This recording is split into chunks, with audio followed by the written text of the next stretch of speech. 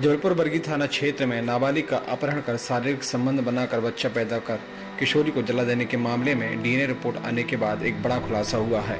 दरअसल आरोपी द्वारा अपहरण कर उससे शारीरिक संबंध बनाने के बाद जब नाबालिग गर्भवती हुई तो उसने एक बच्चे को जन्म दिया। वहीं संदिग्ध परिस्थितियों में नाबालिग के झुलसने के बाद उसकी मौत हो गई थी, जिसके बाद नाबालिग के शव को परिजनों ने बिना पुलिस को सूचना दिए शव को दफना दिया गया।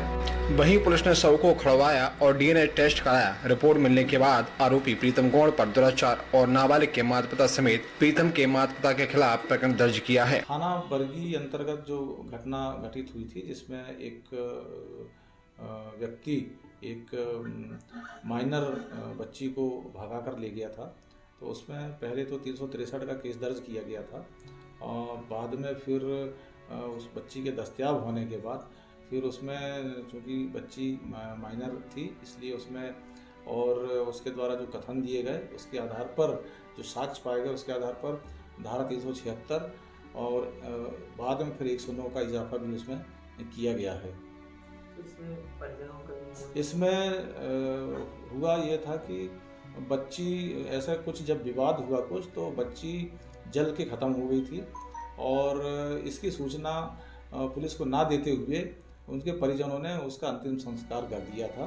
बाद में जब ये घटना संज्ञान में आई तो पुलिस के द्वारा संज्ञान लेते हुए उसका डेड बॉडी को उसको निकलवा कर उसका पोस्टमार्टम कराया गया और उसका डीएनए परीक्षण भी कराया गया था और जिसमें सब साक्ष्य जो प्राप्त हुए साक्ष्यों के आधार पर फिर उनके बच्ची के माता पिता, सास ससुर और उसका पति, इन तीनों के खिलाफ केस दर्ज हुआ है और इसमें माता पिता और सास ससुर तो गिरफ्तार हो चुके हैं।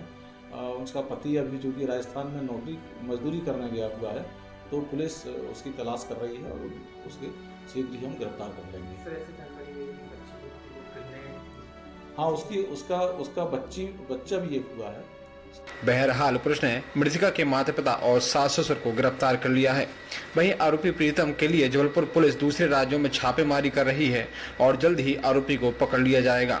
द लालटेन के लिए जबलपुर से शुभम पाटकर की रिपोर्ट।